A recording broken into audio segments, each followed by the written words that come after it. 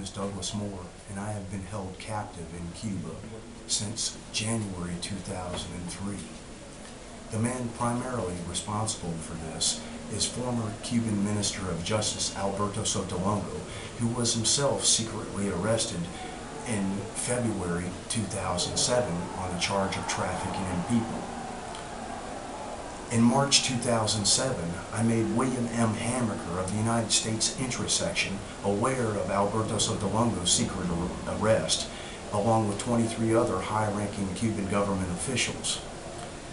In retribution, Cuba put me into complete isolation until well after they publicly announced Alberto Sotolongo's arrest in August 2010. Why the United States State Department remained silent about this, I do not know. Simply put, there is no justice in Cuba under the regime of Fidel and Raul Castro. The Marxist brothers are not funny.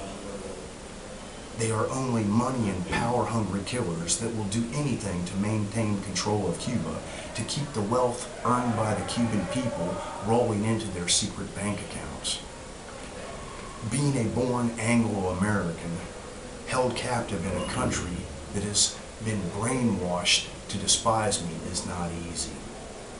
I am singled out for abuse, and I cannot count all the times that I have been chained by my hands and legs and beaten mercilessly, then robbed of my few meager possessions by the Guardia Frontera here at Caminado del Este. The conditions here at Caminado del Este are subhuman, and the food is unfit for human consumption. On February 3rd, 2012, I went on a hunger strike that lasted for over a week. The purpose of that hunger strike was in protest for my not being allowed a religious minister visit from a person of my choosing, rather than from a minister who was a Cuban of Fidel and Raul's choosing and ultimately works for them. In response to my hunger strike, the Guardia Frontera here at Caminado del Este, who worship Fidel and Raul as living gods, threatened to arrest my girlfriend, who is a mother of two, who are dependent on her. This is the famous Cuban heart that Fidel and Raul Castro have. What courage they have to arrest a single mother of two. How long will it be until brainwashing D.C. gets serious about changing Cuba, rather than spending lots of our money pretending to be serious about changing Cuba? Logic dictates that we should ask the simple question, why Washington, D.C. busies itself cleaning up the garbage on the other side of the planet?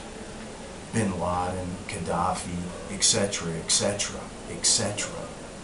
While here, on its own front porch, they have done nothing for 50 years about Fidel and Raul Castro, except for talk about doing something about Fidel and Raul Castro. When are they going to take the garbage out here on their own front porch?